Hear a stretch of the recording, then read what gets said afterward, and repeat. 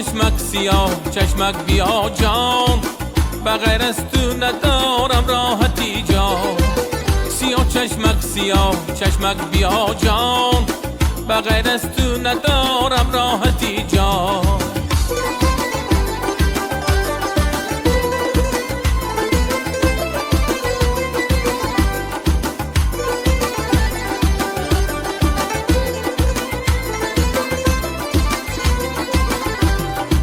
سیاه چشمک چرا بردی دلم را، کمان ابر کجا بردی دلم را.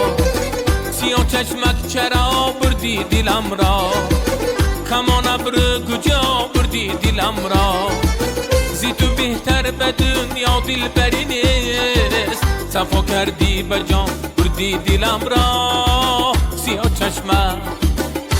چشمک بیا جان، بغیر از تو ندارم راحتی جان. سیاه چشمک بیا جان، بغیر از تو ندارم راحتی جان.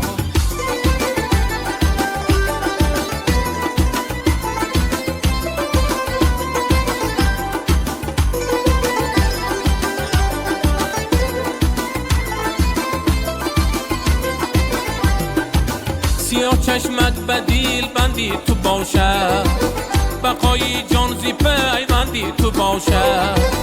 سیاه چشمک بدیل بندی تو باشه، بقای جان زی پیوندی تو باشه. سفرها کردم و دیدم جهان را، ندیدم کس کی مانندی تو باشه. سیاه چشمک بیا جان، بغیر از تو ندارم راحتی جان. سیاه چشمک بیا جان، بغیر از تو ندارم راحتی جان.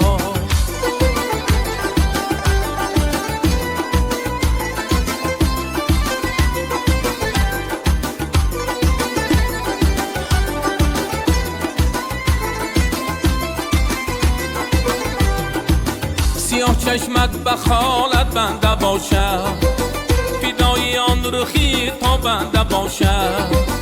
سیاه چشمک به خالت بنده باشه، فدای آن رخی تا بنده باشه.